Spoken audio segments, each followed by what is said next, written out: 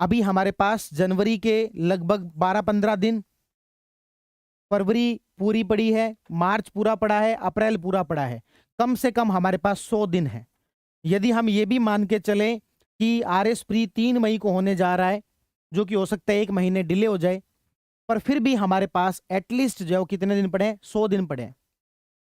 तो मैं तो ये कहूंगा कि जो आरएस प्री की तैयारी में पूरी तरीके से लग रहा है, वो कैंडिडेट 2 प्रकार के हैं।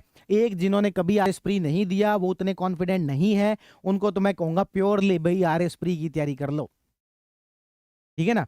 क्योंकि यदि मई के अंदर या जून के अंदर आपके प्री होता है, तो मेंस आपके नवंबर के आसपास जाके होगा। ठीक ठाक यहाँ पर टाइम मिल रहा है। आप कहोगे सर 5 महीने में पूरी तैयारी थोड़ी होती है, तो 5 महीने में नहीं होती तो भैया आरएस प्री भी निकालना उतना आसान है नहीं। बाकी देखो आपकी मर्जी है। तो मेरा तो ये मानना है कि आरएस प्री पर बहुत अच्छे से फोकस कर लो। कुछ ऐसे कैंडिडेट हैं वो कहेंगे नहीं नहीं सर, आपकी सारी बातों के बावजूद हमें लगता है हमारी प्री की तैयारी बहुत अच्छी है, आप तो बस हमें मेंस का बता दो, प्री के अंदर तो हम झड्डे गाड़ देंगे। तो मेंस का मैं आपको बता दूं, मेंस के अंदर मैं ये कहूंगा कि आप इसमें भी फिर मैं वही सजेशन दूंगा। सारा कुछ यूं अपन गांव के अंदर कहते हैं हाफड़ा मारना। हाफड़ा मारना मतलब कि सब कुछ जो होगा अपने काबू में करने की कोशिश करना। तो यहाँ पर हाफड़े मारने की कोशिश मत करो। मेंस का कुछ हिस्सा उठा लो और उसको अच्छे से प्रिपेयर कर सकते हो। उसमें भी वो टाइम, वो ऐसी ऐसी चीजें जहां पर कि प्रैक्टिस की आवश्यकता ज्यादा है और कंटेंट पढ़ने की आवश्यकता कम है। जैसे कि ऐसे कौन से पोर्शन है, तो इसमें हम कुछ चीजें आप यहाँ पर तैयार करवाने जा रहे हैं। एक है एस्से का पोर्शन, जो कि इस बार नया जुड़ा है 40 नंबर का। आपको पता है यूपीएससी की तर्ज पर 600 शब्दों का एक ऐसे जोड़ दिया, जो कि थोड़ा सा यूनिक है इस बार। इसकी प्रैक्टिस करना जरूरी है, वरना समय पर आपका ये ऐसे पूरा नहीं होगा। और 600 शब्द लिखना भी उतना आसान नहीं होता। इससे पहले जो ऐसे आया करता था वो 200 शब्दों का आता था, इस बार 200 से बढ़ा के सीधे 600 का किया है। और यूपीएससी के अंदर 1200 का आता है। तो यानी कि ऐसे का आपको सीधे सीधे ट्रेंड दिख रहा है किसकी तरफ जाने का? यूपीएससी की तरफ जाने का। तो इसकी प्रैक्टिस कर ली जाए ऐसे की। इसके अलावा और क्या किया जाए? इसके अलावा आपके जो इंग्लिश वाला जो पोर्शन है, उसमें एक चीज में मेजर चेंज किया है, वो है पैसेज। पैसेज के अंदर एक चेंज ये किया है कि उसमें 10 नंबर के तो क्वेश्चन के आंसर ढूंढने हैं, और 10 नंबर का आपको दिया है यहाँ पर प्रीसी राइटिंग। क्या दिया? 10 नंबर का प्रीसी राइटिंग। प्रीसी राइटिंग के अंदर एक नया चैलेंज आया आपके सामने, जो कि अभी बहुत सारे लोगों को उसका इंटेंसिटी नहीं पता है। उसकी प्रैक्टिस कर लो। और ये सारे काम प्रैक्टिस के हैं, पढ़ना कुछ ही नहीं है। अब प्रीसी राइटिंग में पढ़ने जैसा कुछ ही नहीं है, बस प्रैक्टिस है। ऐसे के अंदर पढ़ना कुछ ही नहीं है, हम आपको बस थोड़ा बहुत कंटेंट देंगे, बाकी तो प्रैक्टिस है, ठीक है ना। तो प्रीसी राइटिंग में चैलेंज क्या है? प्रीसी राइटिंग में चैलेंज है, पहले 100 शब्द हुआ करते थे, उसमें से 33 शब्दों के अंदर उसकी प्रीसी करनी होती थी। लेकिन अब जो 300 शब्दों का ये आपके पैसेज होगा, और 100 शब्दों के अंदर प्रीसी करनी होगी। हमें 100 शब्दों का एक आंसर लिखने में 10 मिनट लग जाते हैं, जो कि हमें याद होता है। यहां पर तो देख देख के सोच समझ के उतारना पड़ेगा, और ये 100 शब्दों का लिखने में आपको मिनट 20 लग जाएंगे, जबकि नंबर 10 ही मिलने वाले हैं। तो इसको हम कैसे जो है समय पर करें? तो ये 20 नंबर का कंटेंट है। फिर इसमें मैं वही कहूंगा कि इसमें याद करने जैसा कुछ नहीं है, समझने वाली चीजें हैं। ऐसे कितने नंबर का है? 40 नंबर का। याद करने जैसा कुछ ही नहीं है, समझने वाला है। और एक दो ऐसी चीज है जो कि याद करने वाली नहीं है, समझने वाली है, उनको आप कर लो। जैसे कि आप पत्र लेखन और प्रारूप लेखन। हिंदी के अंदर पत्र लेखन और प्रारूप लेखन, उसके क्या फॉर्मेट होने चाहिए, क्योंकि कुछ नए फॉर्मेट भी दिए गए हैं, है ना। अब लगभग 10 फॉर्मेट कर दिए, पहले 8 हुआ करते थे, तो कुछ नए फॉर्मेट भी दिए हैं। तो पत्र और प्रारूप जो है कैसे लिखा जाए, खासतौर पर इंग्लिश मीडियम वाले स्टूडेंट जिनको ये बहुत ही वीक पोर्शन होता है, ये दे दिया इस बार 30 नंबर का। पहले 2 आते थे 10-10 नंबर के, इस बार कर दिया 30 नंबर का। तो ये वाला जो पोर्शन है, ये आप पहले से तैयार करके रख सकते हो। और इसके अलावा क्या? और इसके अलावा एक ऐसा पोर्शन जिसको कि मेंस में बहुत सारे लोग नेग्लेक्ट करके जाते हैं और उसका बहुत भारी उनको नुकसान होता है, वो है इकोनॉमी का पोर्शन।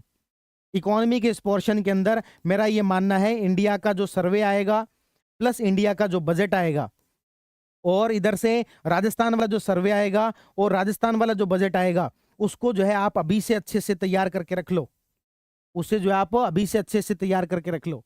तो इस तरीके से आप यहाँ पर लगभग 40 नंबर का यहाँ पर इसको मिला देते हैं, तो 40 नंबर एटलीस्ट हो जाते हैं। इवन मैं तो कहूंगा इससे ज्यादा ही आएंगे इसमें से, क्योंकि इकोनॉमी में ज्यादातर बेसिक से कुछ नहीं आता, करंट से ही आता है। तो यदि आप इस पूरे को मिलाएंगे तो 130 मार्क्स एटलीस्ट आपके कवर हो रहे हैं 800 में से।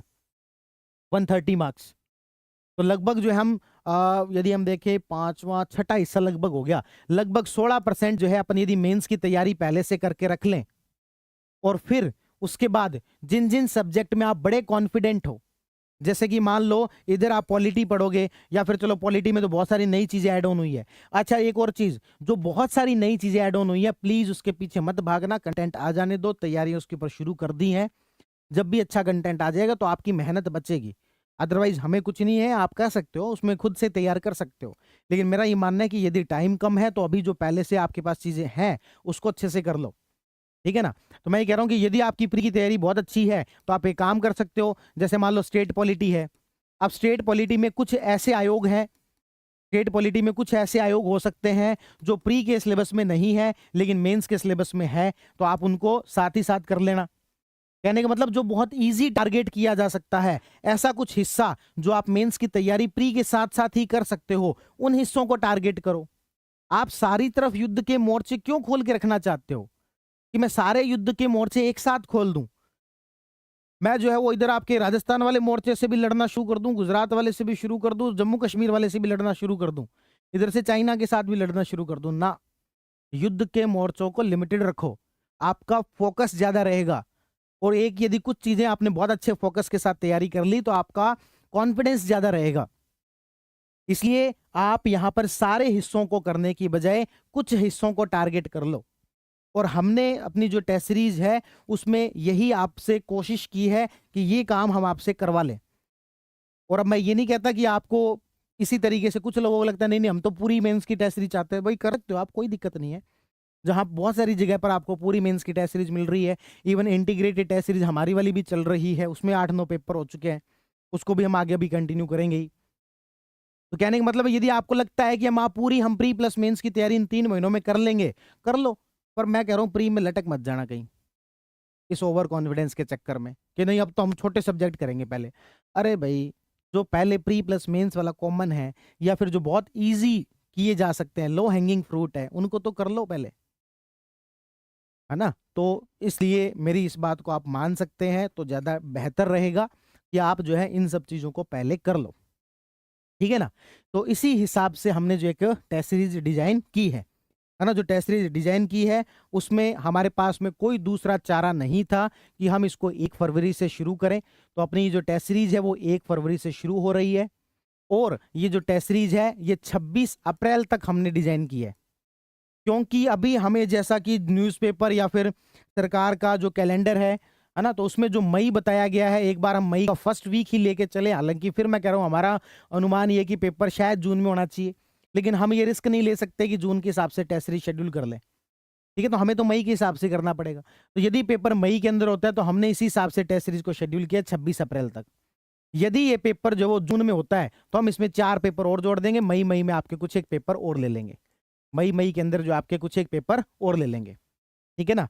तो इस तरीके से हमने इस टेस्ट सीरीज को डिजाइन किया है, ठीक है। तो टेस्ट सीरीज को जो डिजाइन किया गया है उसके बारे में एक बार मैं बेसिक कुछ बात आपको बता देता हूं। वो बात ये है कि भाई इसके अंदर टोटल 15 पेपर रखे गए हैं, जिसमें से 4 तो फुल लेंथ पेपर हैं और 11 जो है वो आपके सेक्शनल पेपर हैं। सेक्शनल पेपर का जो सिलेबस है वो हमने इस हिसाब से रखा है। सेक्शनल पेपर जो आप इसके लिए, ये जो टेस्ट सीरीज है वो कुछ मायनों में थोड़ी सी यूनिक है। ये एक्चुअल में हम इसको आरएस प्री का ही नाम दे रहे हैं, लेकिन ये आरएस प्री से ज्यादा कुछ मेंस की तैयारी करवाने वाली टेस्ट सीरीज है। कैसे है बात करते हैं। आरएस मेंस की तैयारी करवाने वाली टेस्ट सीरीज ये इसलिए है, प्री तो है ही है, मेंस की तैयारी करवा भी ये करवाती है, क्योंकि ये पेपर होगा 4 घंटे का। कितने घंटे का? 4 घंटे का। आप कहोगे सर आरएस प्री का पेपर तो 3 घंटे का ही होता है। बिल्कुल आपकी बात सही है, 3 घंटे का इसमें जो पेपर है वो होगा ऑब्जेक्टिव। 3 घंटे का जो पेपर है वो क्या होगा? ऑब्जेक्टिव। और 1 घंटे का जो पेपर है वो होगा सब्जेक्टिव, वो आपको लिखने वाला होगा। आप कहोगे सर इतना हम कैसे पढ़ के आ पाएंगे, ऑब्जेक्टिव भी पढ़ के आ जाए, सब्जेक्टिव भी पढ़ के आ जाए। तो इसीलिए मैं आपको बार बार कह रहा हूं कि हमने यहाँ पर मेंस के अंदर ऐसे ही कुछ टॉपिक को रखा है जिसमें पढ़ के नहीं आना, बस प्रैक्टिस का खेल है।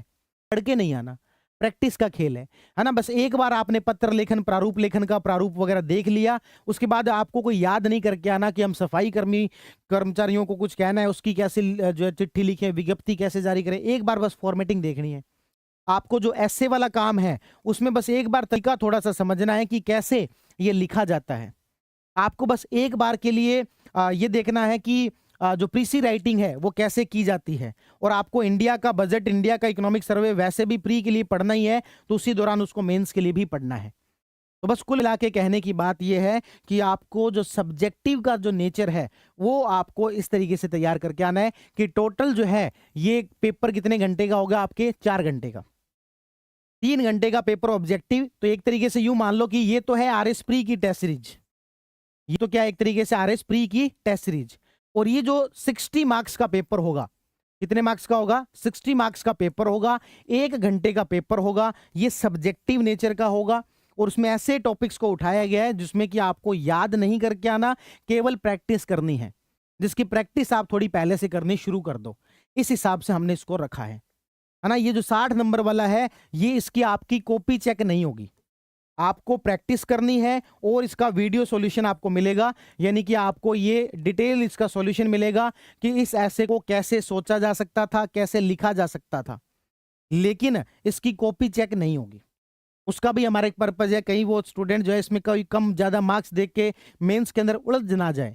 हमारा उद्देश्य ये है कि मेंस के अंदर वो उलझ ना जाए, और मेंस की अपनी तैयारी थोड़ी थोड़ी उसकी होती रहे, ज्यादा ध्यान उसका प्री रहे। इसलिए हम इसकी कॉपी चेक नहीं करेंगे, और ये केवल और केवल प्रैक्टिस पर्पज के लिए है और सीखने के पर्पज के लिए है ना। तो ये जो 60 नंबर का जो पेपर है, इसकी कॉपी चेक नहीं होगी, लेकिन पेपर होगा बकायदा। आप ऑफलाइन सेंटर पर 1 घंटे बैठ के लिख के जाएंगे, तो आपका कॉन्फिडेंस बढ़ेगा कि हम हाँ लिख सकते हैं। आपकी जो एक इनर्शिया जो होता है ना, जो प्री के बाद अचानक से आता है कि वो पिछले 6 महीने से लिखा ही नहीं, वो आपका पहले से ही खत्म हो जाएगा। इस तरीके से हमने इसको डिजाइन किया है कि 3 घंटे आपका ऑब्जेक्टिव पेपर होगा और 1 घंटे का आपका सब्जेक्टिव पेपर होगा, ठीक है ना। लेकिन इस 1 घंटे के सब्जेक्टिव पेपर आपकी सिर्फ प्रैक्टिस के लिए है। इसकी कॉपी को आप साथ ही साथ घर पे ले जाना, और जब वीडियो सॉल्यूशन हो या फिर जो क्लासरूम में ऑफलाइन इसका सॉल्यूशन हो, तो आप इसको जो है बैठ के देख लेना, है ना। इसका आंसर ऐसे नहीं ऐसे लिखा जाना चाहिए था। इसके अलावा इसको डिटेल आंसर की आपको एक पीडीएफ भी मिल जाएगी, डिटेल आंसर की एक सॉफ्ट कॉपी भी मिल जाएगी, है ना। सॉफ्ट कॉपी मिल जाएगी, हार्ड कॉपी नहीं मिलेगी भी, सॉफ्ट कॉपी मिल जाएगी, और आप जो है इसको आसानी से देख पाएंगे। तो इस तरीके से मेरा आपको यहाँ पर ये विचार था, 3 आवर्स का ऑब्जेक्टिव एंड 1 आवर का जो है आपके सब्जेक्टिव पेपर। बात क्लियर है यहाँ तक की सब लोगों को क्लियर? अच्छा, ये हमने फिर जो है इस तरीके से इसको डिजाइन किया है, इस तरीके से इसको डिजाइन किया है कि जो पहला पेपर है वो आपके राजस्थान ज्योग्राफी का ये सब्जेक्ट का पेपर हो गया। इसके अलावा दिसंबर महीने का करंट अफेयर परसेंटेज, एक टॉपिक मैथ का, एक टॉपिक रीजनिंग का, है ना। तो ये तो हो गया आपके ऑब्जेक्टिव, 1 महीने का करंट अफेयर, एक मैथ का टॉपिक, एक रीजनिंग का टॉपिक और एक सब्जेक्ट। उसके साथ साथ हमने यहाँ पर क्या रखा है, उसके साथ साथ हमने एक यहाँ पर रखा है एसे और पैराग्राफ प्रीसी, ठीक है ना। तो इस तरीके से हमने जिसको किया है, और यही आगे क्या पेपर में देखोगे। अगला पेपर 8 फरवरी को इंडिया प्लस वर्ल्ड ज्योग्राफी, इधर नवंबर महीने का करंट अफेयर, इधर एक एक टॉपिक, और ये हमने रखा है पत्र लेखन वाला, ताकि इसमें आपको लोड भी ना आए और आप जो है इसकी प्रैक्टिस भी कर पाओ, ठीक है। तो उसके बाद इसी तरीके से हमने आगे का पूरा जो है इसके अंदर किया हुआ है ना। फिर आप आएंगे इंडियन इकोनॉमिक्स का 60 नंबर का मेंस का पेपर, राजस्थान इकोनॉमिक्स का 60 नंबर का मेंस का पेपर। इस बहाने जो है आप मेंस की भी अपनी तैयारी करके आ जाओ और आगे। और ये हमने टेस्ट सीरीज डिजाइन कब तक की है, 26 अप्रैल तक। यदि ये पेपर 3 मई को ना होकर 1 महीने बाद होता है तो 4 पेपर और जोड़ देंगे इसी टेस्ट सीरीज के अंदर, 4 पेपर और जोड़ देंगे, है ना। उसकी कोई अलग से जो भी है वो आपको बता देंगे, टीम कोई अलग से कॉस्ट होगी नहीं।